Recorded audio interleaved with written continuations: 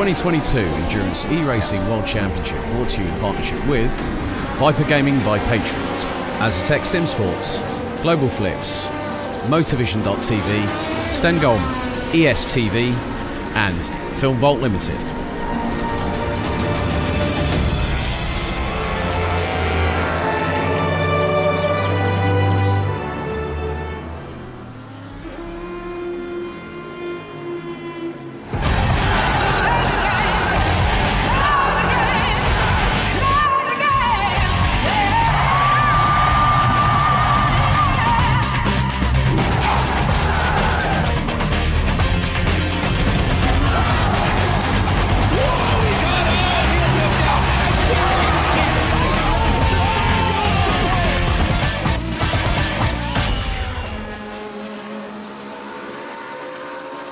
Racing for Green is here to help you carbon neutralize your racing. By planting new trees, Racing for Green offers to make your racing carbon neutral. We already have the calculations, contacts, infrastructure, deals and solutions ready for you to easily buy carbon neutral laps on any racetrack. It doesn't matter if you are a racing fan, team owner, driver, sponsor or partner. Anyone can buy CO2 neutral laps in the Racing for Green webshop and trade CO2 emissions for New Forest. Racing for Green.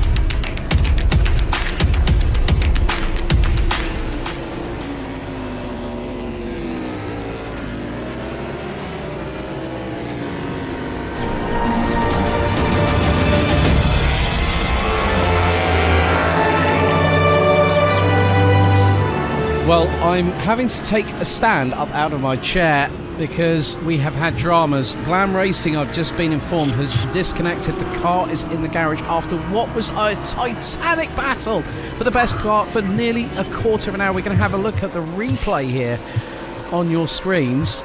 And here is Alexander van der Voorde. And the car was on the grass and instantly disconnected, putting them on return, unfortunately, to the garage. And joining me for the first of three-hour stint in the broadcast, Chris Buxton. Good evening. Guten Abend, mein Freund, and hello to everybody watching along. My goodness me, do these people know that there's another 6 hours to do? It's absolutely incredible the amount of racing we've had, and not just for any position. It's been for lead of category.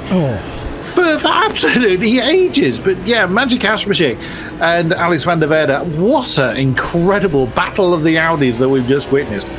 Magic a little bit elbow happy in certain points, but I think the move into the Casio Triangle, it was a bit firm, but it was certainly on. He was the lead car at that point, so whether that one gets challenged or not, but you never want to see a battle end the way it did, and I would imagine that Glam Racing must be absolutely gutted that the battle did. Right. It's leaving its garage, so whatever issue it's had, it's lost a position, but he's back out into the race. And it's probably have lost a lap as well, because what they need to do is inform race control, and if they do not announce that they're going to get the car back out with a change of driver, which they haven't done, they have to inform race control. That's the procedure, and they'll get an automatic 1-lap penalty. So that puts them into third position. So a disconnect, they can reconnect to the server, they have to inform race control. If they don't do it, then they get an automatic stop-go 60-second penalty. But after what was a brilliant run, we've seen multiple changes for the lead in GT3, Chris. And you can see the highlights from the last hour. The battle, it was Ingolstadt's inner warring children from the workshop at Audi Sport game behind Neuberg and Donau. A bit of contact here and there. They were pushing each other like mad, and already Alexander van der Voorde is getting on with business. He's brushing off what's happened and getting back to brass tacks, which is to chase those in front down, and that's the biggest thing you can do. You dust yourself off, you go, you know what, I've got nothing to lose, I have got everything that I can do in my power to gain that back, and believe you me, with 5 hours and 54 minutes still to go, keep your eyes on the 404 in GT3. That is a very lively car, isn't it? Currently, as we can see, working its way through Spoon. Flash of the lights there, I don't think there was anything wrong with that. I'm not sure what the flash was for. But yeah, there's definitely some frustration to have to get out of his system, and hopefully he's able to do so in his chase back for the GT3 lead. But it's really hard to do when you've been involved in an incident, especially when it kind of culminates in a disconnect, where that just compounds the frustration. But that's where mental discipline really comes into its own, to be able to just hit that reset button and get right back into the game. Right, now I've got the blood flowing through my legs again. I'm going to take a perch, as always. But, Chris, let's have a look through... so what's happening in DPI? Because I see that Michi Hoy is leading ahead of... Well, there's a surprise to no one, isn't it? So Michi Hoyer and Bersey Sport. I mean, dear Lord, can anything other than Michi Hoyer stop Michi Hoyer? Let's be quite honest about apart that. From Michi Hoyer himself. Apart from Michi Hoyer, yeah. Only Michi Hoyer can stop Michi Hoyer. What does he need by leads? But I would say the lead two are just coming out of the pits, I think. We've got a yellow... Top three, yes. Alistair Young just had a yellow out there somewhere briefly. Yeah, we've got quite a few cars coming out of the pits at the moment. Yeah, top three of the DPIs are certainly there. Some of them, third and fourth in LMPs as well, have come out of the pits. It's Damien Scavron and Liam Rance for Burst Esports, Gooder Sunglasses and Satellite Racing, respectively. But Michi in the number 18 for Burst Esports Complexity leads by, it's got to be a good lap and a bit, from James Zuber in the Moradness E-Stars number 64. Yep, indeed. LMP2 at the moment, Robert Pawn leading the way for Juices Motorsport Club in the number 15, and also Nabil Aslan for Sem9 Axel has about 5.7 seconds adrift. Damien Scovron coming in to pit lane exit, and there is the polished driver on your screens there just above myself in the studio, and we will have Chris from time to time. You'll see his wonderful face at the most defining of moments, let's say, Mr. Buxton. That's the top three in LMP2. What about GTE, Chris? What's happening there, buddy?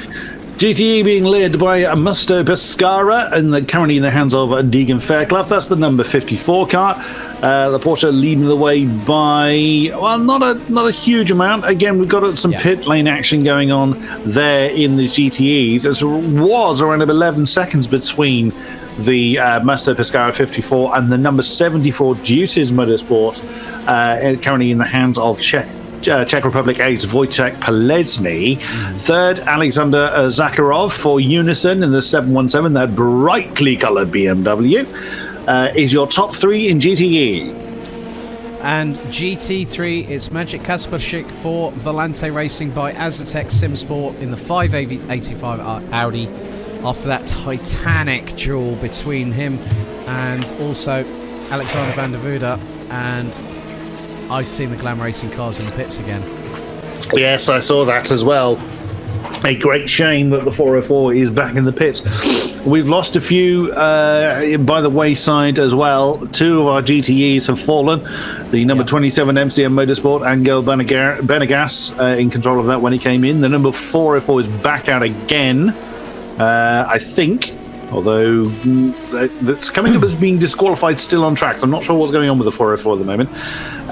Number 53, the Musto Pescara Porsche Eros Musili, I think is the terminology. Mashuli, thank you. The phonetics were definitely displayed in the YouTube chat, and a big thank you. I can't remember who that was that made that. But Glam Racing, I have just spotted from the bird's eye view, is coming out of pit lane as we speak. So Yeah, Glam Racing having a bit of a difficult time at the moment as things stand, but I think they're now going to start coming, they've got to start firing back.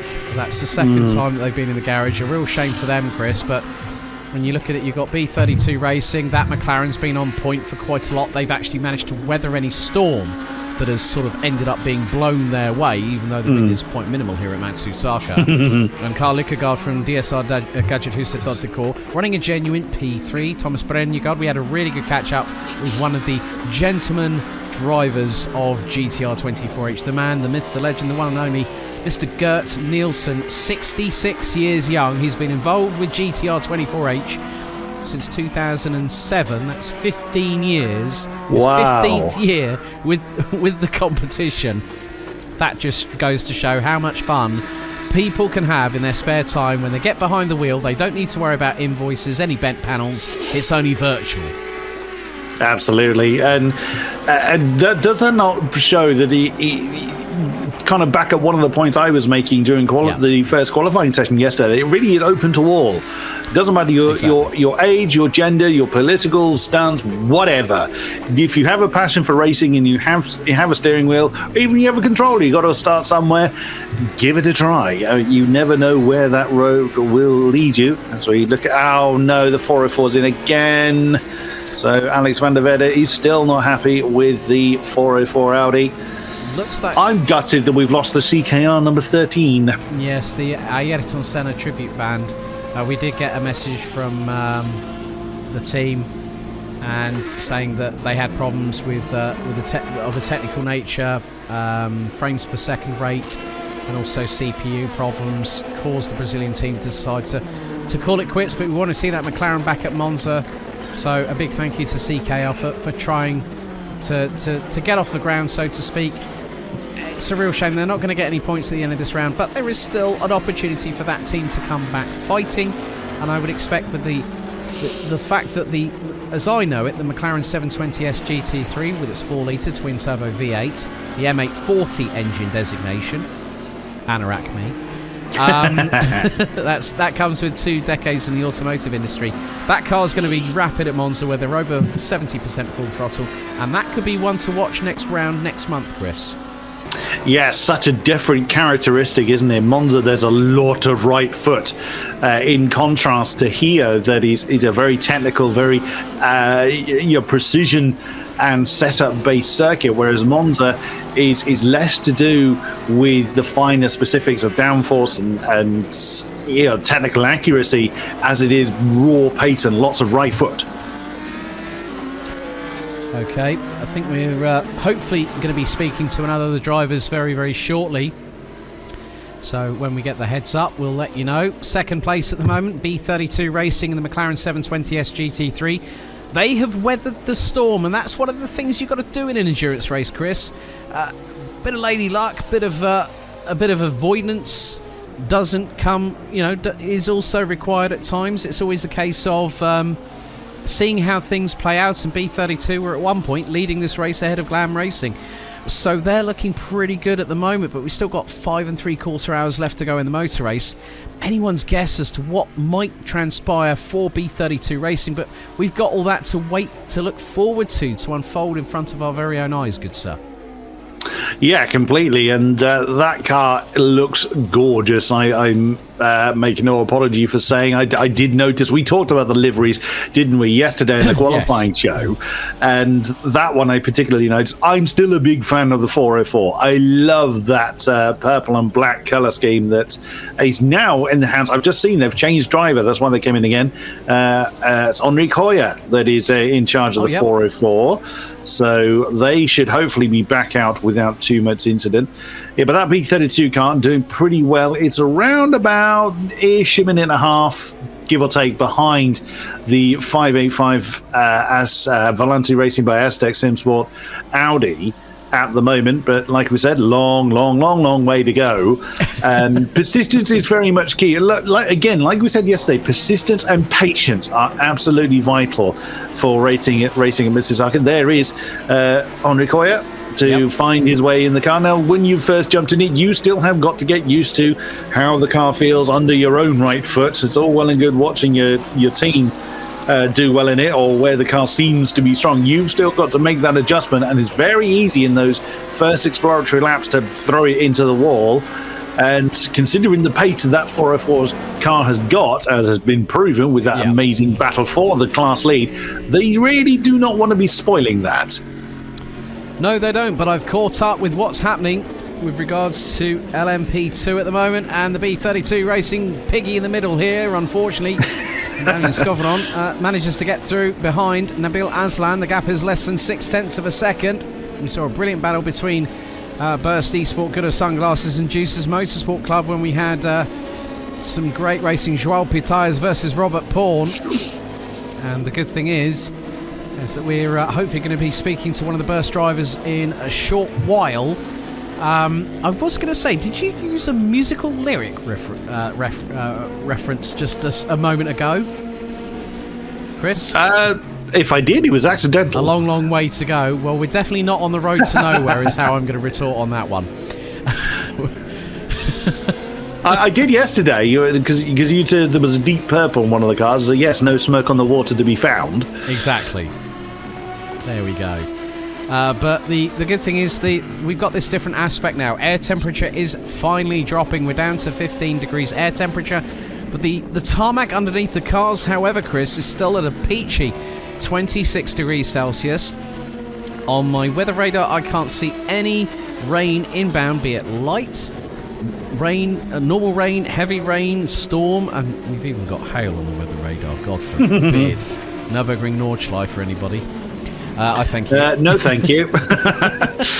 I don't thank you. It'll be like, no, we don't want it. We don't need it. We've got some great action as Damien comes into the pits for Burst Esports, Good of Sunglasses, the 94. Damien Scovanon from Poland.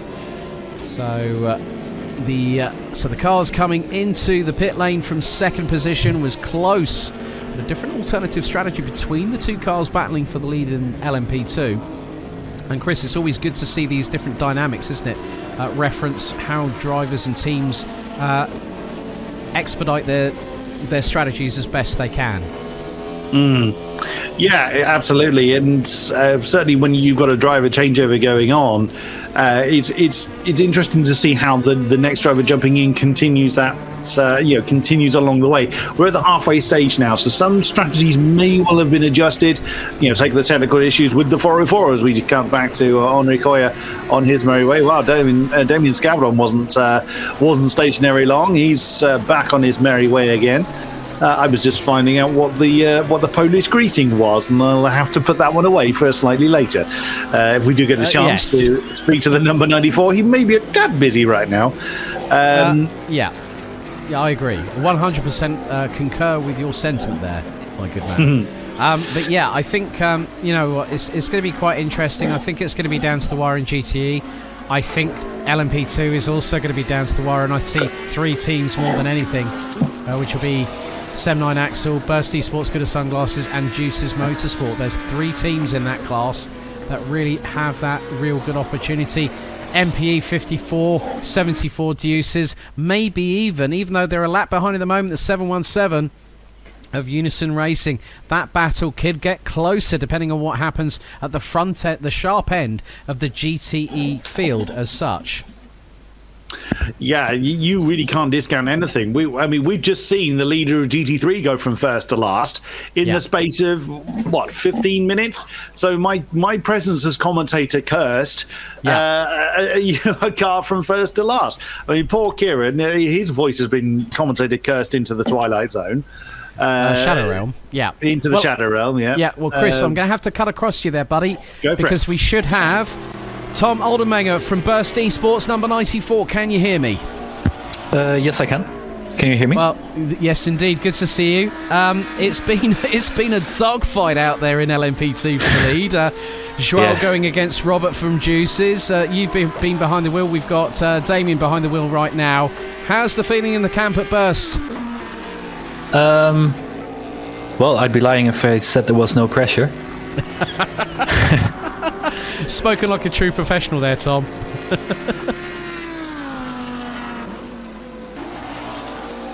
They came back at us quite hard, so now it's we're trying to push as hard as we can and make sure we keep in the fight until the end.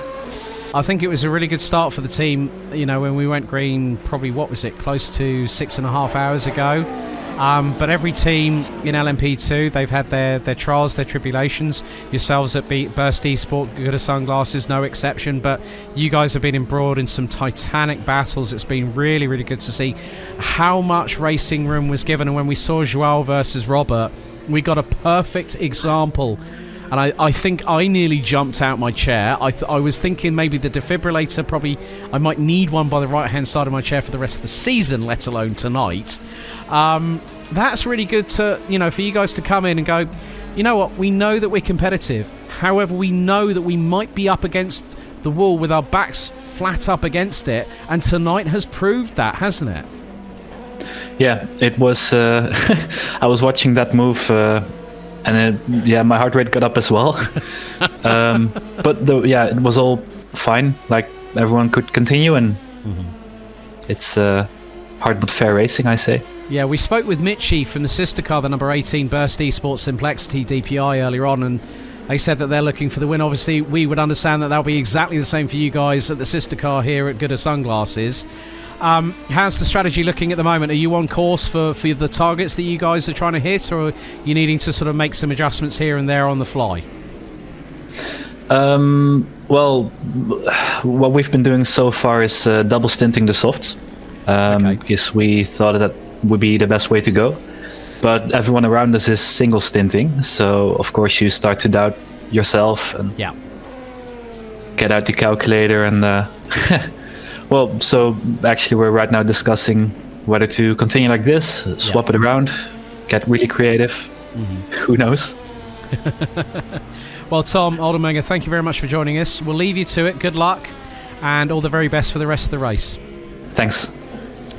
So, Chris Buxton, very good to hear from Tom Oldenburger from Burst Esports, Good as Sunglasses. Really good to hear that, there's still a very positive mood in the camp, isn't there?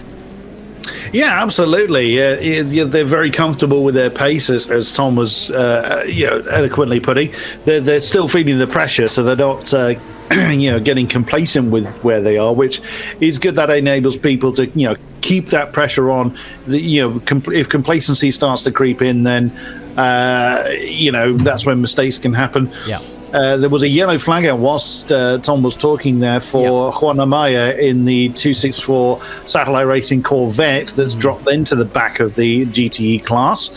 So not sure what's happened to their growling American beast, but they're back on track again. Yeah, the C8 Corvette, the current iteration. The C8s are currently used in the World Endurance Championship, and I think it has also made a couple of segues last season in the WeatherTech Sports Car Championship run by IMSA. It's their talisman car for GTE competition. It's good to actually have it as part of the crowd here in the GTR24H EEWC season for 2022. But looking at it from this perspective, Chris, it's really nice to hear from the drivers, because we're getting an understanding of how they are approaching every single side of it, and that's what is important, that they can give us an insight, but we don't want them to give all their box of tricks away, do we? I don't think they ever would they? They're always going to keep some cards close to their chest. They don't want to give any advantage to their competitors. But it's great to get an insight from a driver's perspective. We always guess and surmise on what is going through the minds of teams and drivers. So it's actually quite nice to get a confirmation, or either that we were right or that we were completely barking up the wrong tree on what's going on. Oops, yellow in sector 3. Who is that? That's had a bit of a moment. Just keeping an eye out on the track map at the moment, Chris. So Once I know, I will find out. We're not that far away from another half hour completed. We're close to 6.5 hours of the 12 hours of Matsusaka completed. So at the moment we still have... right, I think our leaders are now in the pits. They are, as is the second place DPI car. Muradness E-Stars James Juba is also in pit lane, so the top two. Eek! That's getting close for Mitty Hoyer off the back of the Glam Racing Audi. That's Liam Rance. So just... excuse me. Yes, Liam Rance, beg your pardon. Yeah, but that was the 404 Glam Racing Audi that very nearly got integrated with the LMP2 Orica. Squeaky bum time there, I think, is probably the best term I can come up with right now. Somewhat. As the that's the DIS Porsche right behind it, isn't it? So they'll be trying to work their way past the Audi.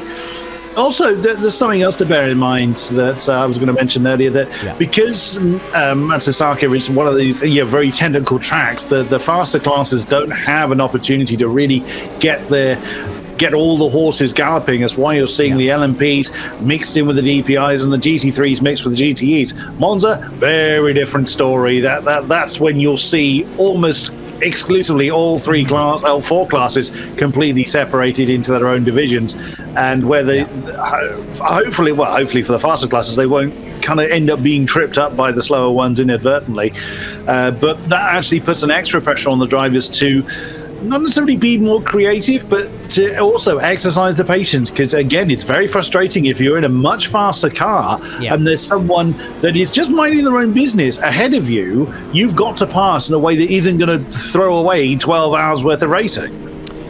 Indeed. Right, quick roundup before we go to a commercial break. Mitchy Hoyer for Burst Esports Simplexity leads overall and in DPI. In LMP2, it's Nabil Aslan for the 21 Sem9 Axle LMP2 category. And then in GTE, it is Deegan Fairclough for the 54 MPE Musto Pescara Engineering Porsche 911 RSR GTE. And in GT3, it's Magic Kasperschik for the Audi at the front of the field, the 585 Volante Racing by Azatec Simsport. Don't touch that dial. We'll be right back after these short commercial messages.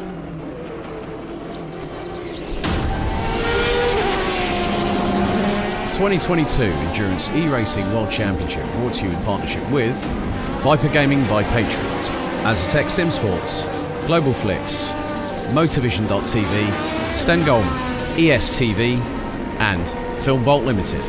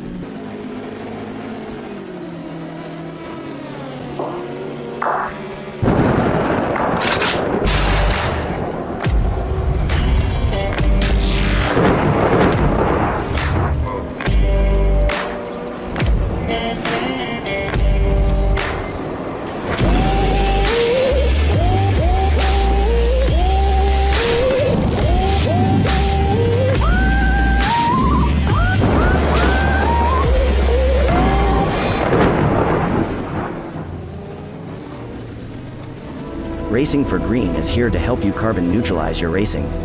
By planting new trees, Racing for Green offers to make your racing carbon neutral. We already have the calculations, contacts, infrastructure, deals and solutions ready for you to easily buy carbon neutral laps on any racetrack. It doesn't matter if you are a racing fan, team owner, driver, sponsor or partner. Anyone can buy CO2 neutral laps in the Racing for Green webshop and trade CO2 emissions for New Forest. Racing for Green.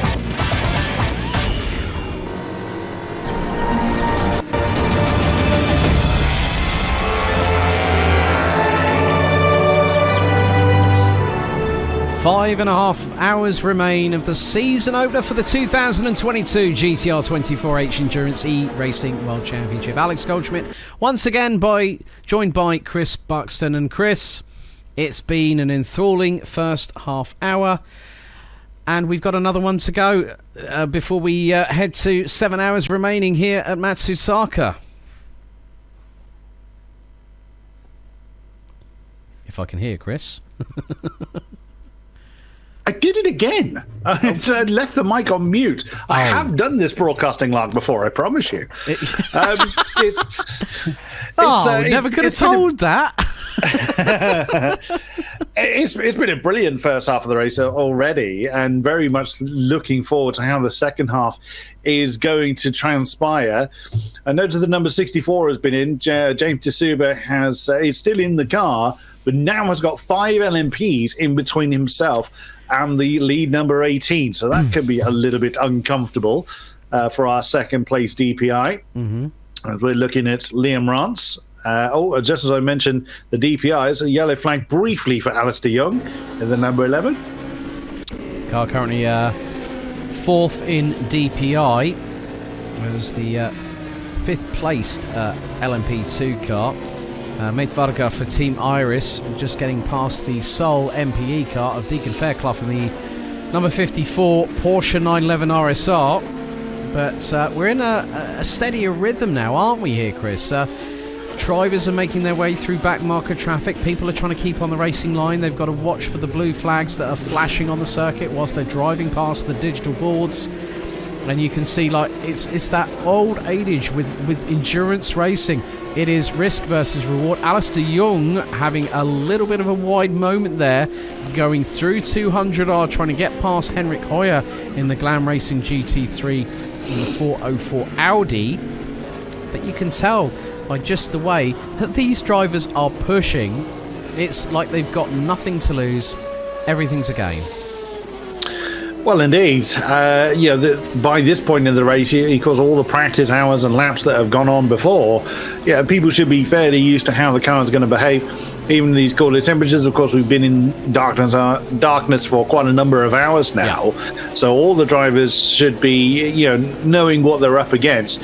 As Damien Scovlon continues his merry way, third in the LMPs. What is he? He's only about 8.5 seconds behind Robert Pawn in the Deuces Motorsports. There goes Alistair Young in the Axel car. That's fourth in the DPIs. He's got a lap to close in, I believe, on the 17 Unison car, but dispatches of his did do. As Damien Scofflot is continuing.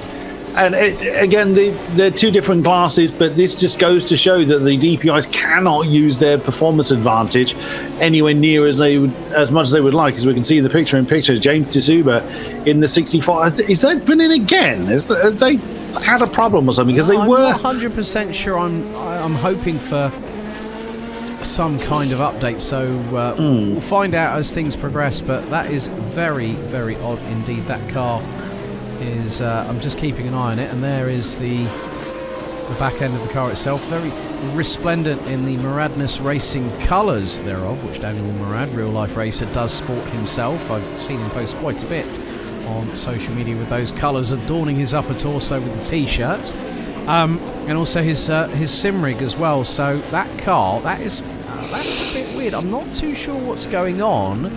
That car has been in the pit lane, Chris, over a minute. They've been in there a while, haven't they? I'm just sort of realising that. And as before we had the outbreak, they were. I think there was just one LMP in between themselves and Michi Hoyer, and now all of the LMPs. Hang on, has Alistair Young had a moment through the Casio triangle because that car had spun 180? I'm going to try and see if I can pick that up. And, good spot, yes. Alistair Young did indeed cause a yellow there. So, very well spotted there, Herr Goldschmidt. Danke sehr. That's the thing that you will get to love between me and Chris, that it's a bit of a Deutsches love fest, only the thing is that Chris's German is minimal at best, and we do try and make light-hearted work of it, don't we, good sir? So I'll use the few German words I know and have to try and figure out the German response that I clearly don't know. And as Dzuba's car's not in the garage, so he is just in its stall, but it's been there a very, very long time, and there it is. Yeah. I'm a bit concerned right now, because that means that Unison Racing, with Artem Shulayev behind the wheel, has now gone second in class. I'm at a loss. I'm going to try and do some delving if I can and find out exactly what's going on. I'm not 100% sure. Delve away, mein Herr, as we continue on, as everyone else is kind of minding their own business. Oh dear, other than Liam Rance facing the wrong way at turn 1. That's never ideal. Hopefully we'll be able to catch up with what happened to the 164 car literally a few moments ago. That's quite a scary moment when you can see the headlights coming towards you. It's never ideal in any particular racing category, no matter. And there's a yellow hand sector. Well, that probably is the yellow indicator at the top can be a little bit behind the action that we directly see. So that was probably from Liam's car, as no other car that I can see is causing a yellow. That would have been a little bit of clinching going on, hoping nobody came and found him. But that's going to put him a little bit further behind Damien Scovron in the third place, number 94, Burst Esports Gooder Sunglasses car. Whoa, that was not an ideal way of taking the hairpin. Very, very slidey tail end on that satellite racing car. Has he been involved in an incident, or are those tyres absolutely dead? Or is Liam pushing a little bit too hard to make up for lost ground? We're not certain at this point. It's difficult to say, because you want to have an idea from what the driver is thinking. As Medvarka goes sweeping through the first part of Spoon Curve like an absolute whirling dervish and manages to put the power down coming out of the second part of it on the back stretch, heading down towards 130R.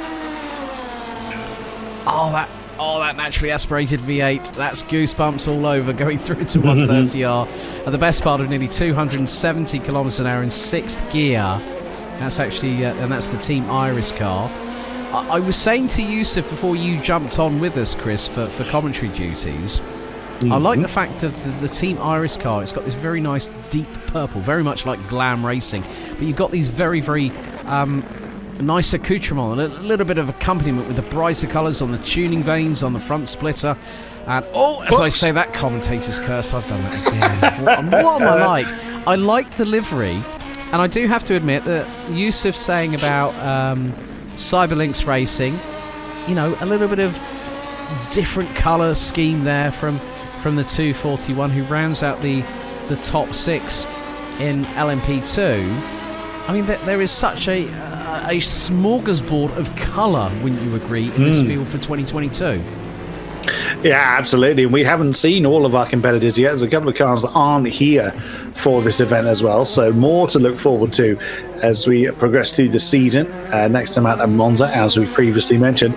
Yeah, that is a good looking beast. That lovely purple and pink accented car from Satellite Racing. They've been known to give us some brilliant liveries. Last year's livery, I seem to remember, for Satellite was pretty hot, but the Team Iris one is pretty special this time around. They've done a good job there. And yeah, the Cyberlinks one is a similar kind of arrangement. Oh dear, is that Matti Varga that is pushing that a little bit too hard? Oh, the back end could have possibly stepped out to either the right or the left and spun the car 180 degrees the wrong way. But I mean, we'll try and see if we can have a look at. Well, I had a really good chat with Gert Nielsen. Let's have a look at the Teleforingen 188 BMW M6 GT3. That's coming through. It looks like it's got James Juba is actually out of the pit lane. There is the Teleforingen car, the M6, steeped in motorsport tradition. Road car engine pulled straight in to the so it's the engine and the gearbox from the actual road car that went into the GT3 homologated version. To be honest with you, I still like the fact that it's a bit of a Munich tank, so to speak, but it's nice to see that car on the grid, isn't it, Chris? With the M8 now very much an established force, it is good to see the M6 still has some love out there.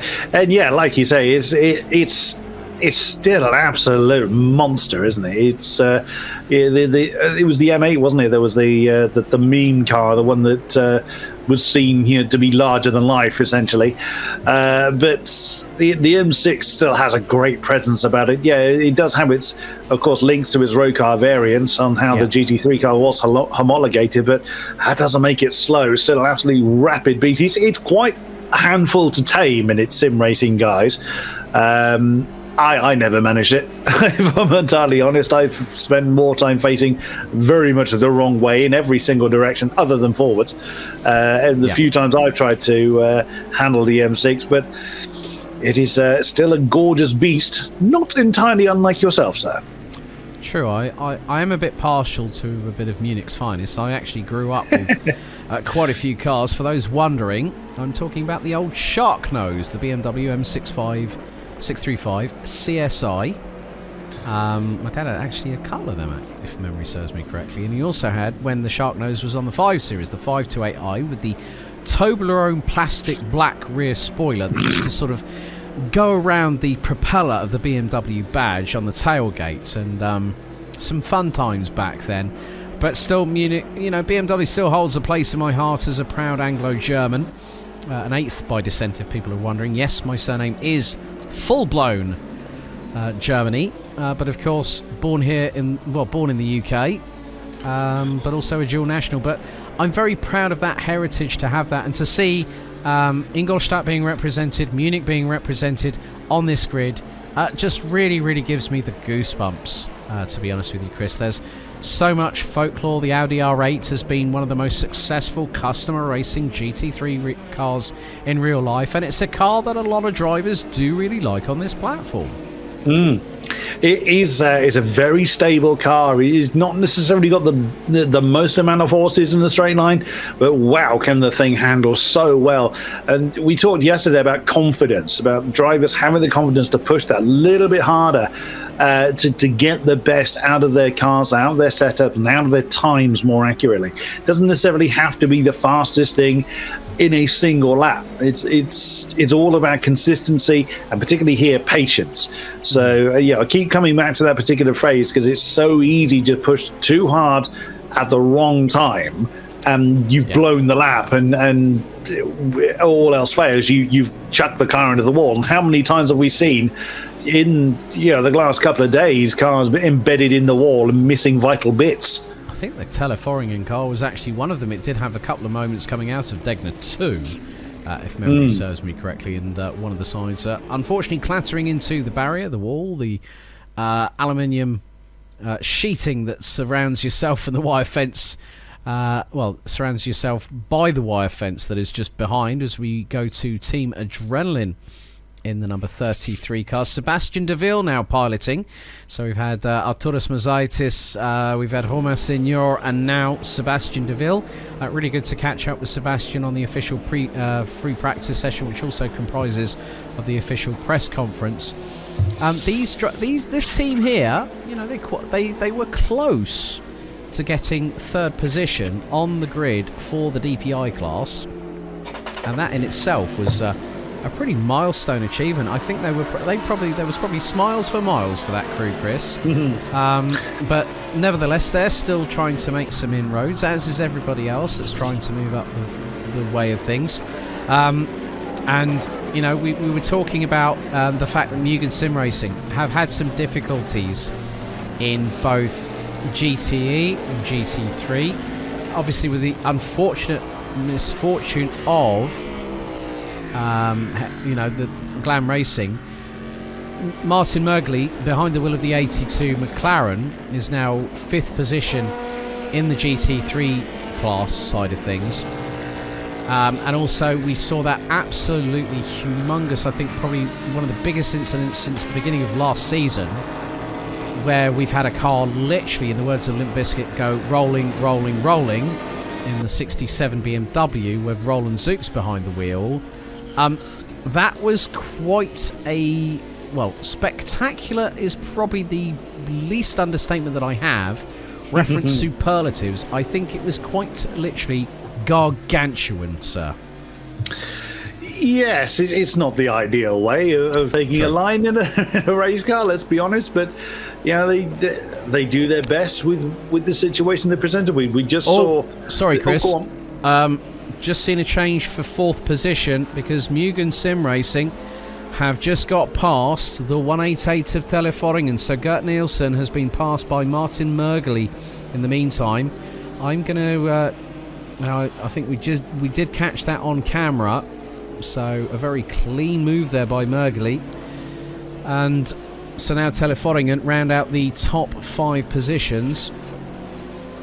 So very clean move there from the 82, wouldn't you agree? Absolutely. It's good to see. Didn't need any kind of barging. Is that the 21 coming back out? Is that the 79 axle car that is coming back out on track? I think it is. It's difficult to tell when you've got staring at the glare of the headlights, but that is the number 21. So from the lead of the LMP2s, that is now back in the hands of Inigo Anton, who's in that car for the first part of qualifying, and that is now, it's had its stop, driver change, and back out on track. About 17 and a half or so seconds behind Damien Scavaron for second in class at the moment. So nice, straightforward stop for the 79 axle squad. Yeah, we're just over, probably about 10 minutes away from hitting the top of the hour, and the deep of night. It's about getting through it, Chris, isn't it? You know, we've seen that in endurance racing, both in real life and in the sim racing world. Here at Matsusaka, and for the first round of the championship, it is no different, and these teams are going to be put through the ringer over the course of what is probably pretty much the best part of nearly 8 months of competition. 6 circuits, very different in their own respective layouts, some shorter than others, some faster than others, but also the fact that it's 6 circuits at 4 different continents. The mix that we've got this season, you and I have already talked about that. Which one of the tracks that we got out after Matsusaka is really, really tugging on your heartstrings right now? You evil man. I knew you were going I had to get one back. Oh, that's so hard. They're all really spectacular circuits. I'm particularly looking forward to the next one at Monza, and the main reason is because I just love to see, diversity. And like we said earlier, the characteristics of Monza are the polar opposite to Matsusaka. So I really want to see how our drivers and how our teams fare with their car choices following that round in particular, having obviously done battle and finish where they're going to finish here in Matsusaka. So yeah, Monza, I'm very much looking forward to. I'm looking forward to all of them. Of course I'm going to say that, I'm on the payroll, but but no, they're all fantastic tracks, and I very much look forward to seeing them. Right, I think I've just heard about a disconnect. Just trying to catch the number. I think that might be, I caught a 7 at the end of it. Right, 27. Angel. That's Angel Banegas. They've been gone for a while. Yeah, the MCN car, that was a very, very long time ago when we saw the car trundle to the end of the pits. It stopped in its box, Chris. 56 seconds on the pit stop, and then it decided, right, we're going to drive to the end of the pit lane. It literally crawled. Oh dear. And by crawled, I mean crawled, big time. And that just goes to show... Walking pace was faster. And then the car ended up in the garage. So it has been a difficult tall order for some of these cars.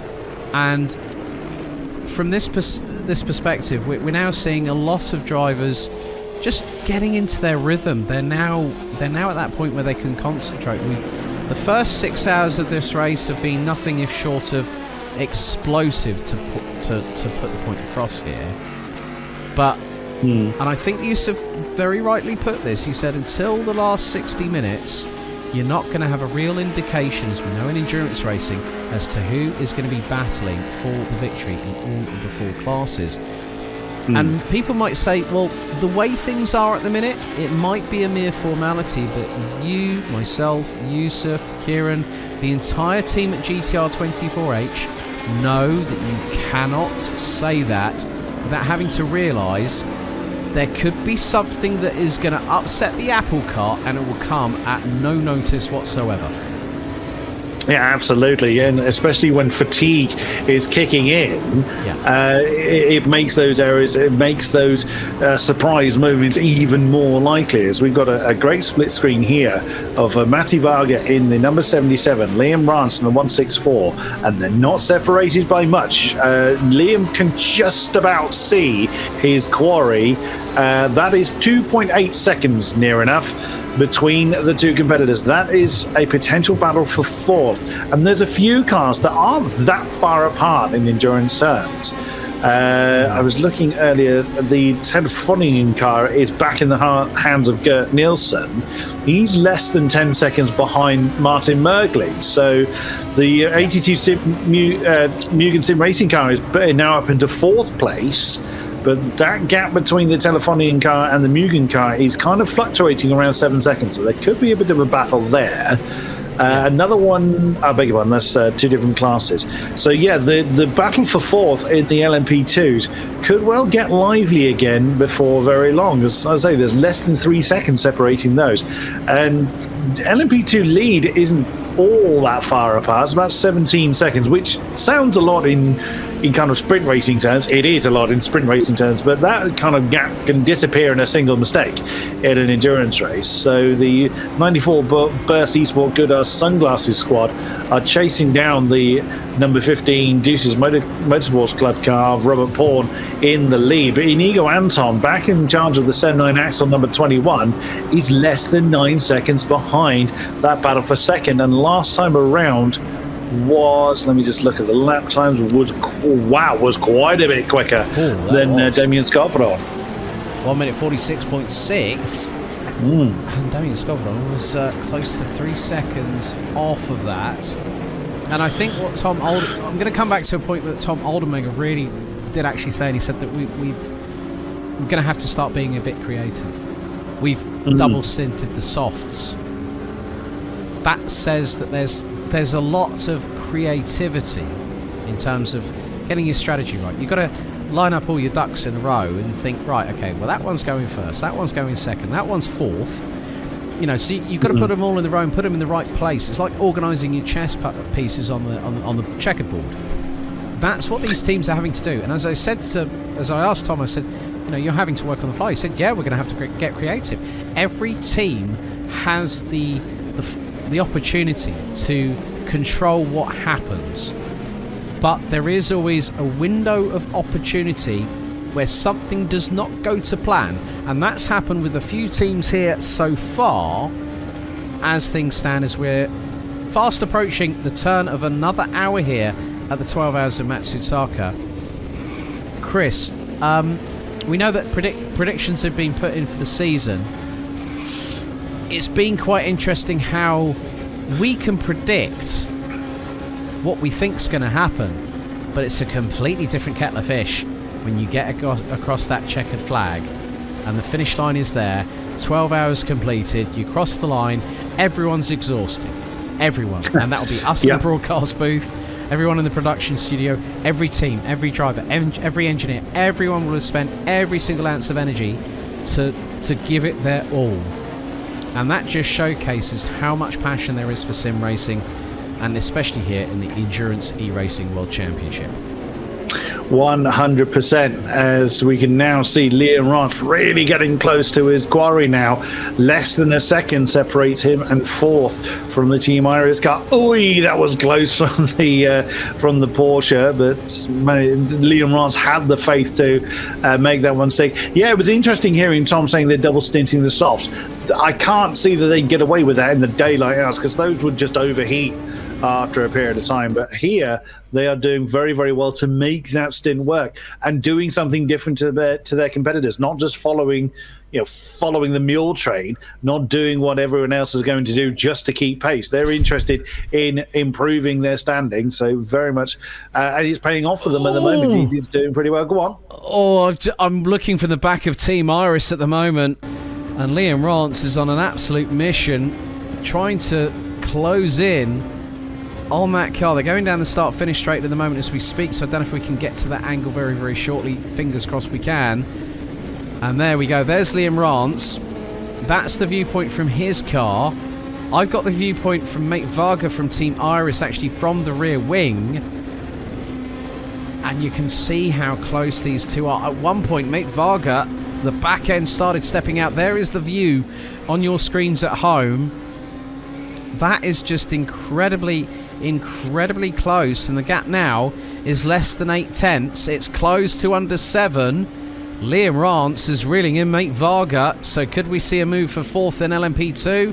I think it could come sooner rather than later, Chris. And you've got to remember that the Liam Rance and that 164 Satellite Racing squad was very, very late to qualifying yesterday, so they had way less track time in competitive situations than everybody else. I think it was just half an hour left of the session before they actually were on track. So they lost 2.5 hours to everybody else. So, Liam Rance trying to get a great switch there. We obviously couldn't see from that angle. There was a GTE Audi in the way, but it did look like that Liam Rance was trying to get a switch back on Mate Varga there. So we're now screaming up to 130R, and wisely Liam is thinking, no, I don't fancy that, but that's pushed him a little bit too wide. I think that's one of the DPIs that's behind. I can't actually see who that is from that angle. Could be Unison Racing, I think, judging by the livery, to be honest with you. But whilst this battle rages on, we're now going to go to a brief commercial break. We'll be back in just a couple of moments' time. Stay tuned.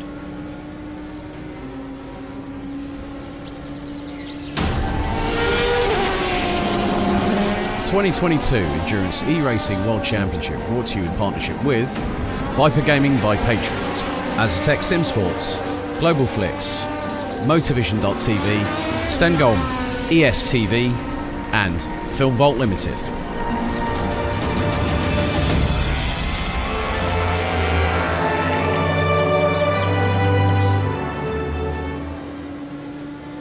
Racing for Green is here to help you carbon neutralize your racing. By planting new trees, Racing for Green offers to make your racing carbon neutral. We already have the calculations, contacts, infrastructure, deals and solutions ready for you to easily buy carbon neutral laps on any racetrack. It doesn't matter if you are a racing fan, team owner, driver, sponsor or partner. Anyone can buy CO2 neutral laps in the Racing for Green webshop and trade CO2 emissions for New Forest. Racing for Green.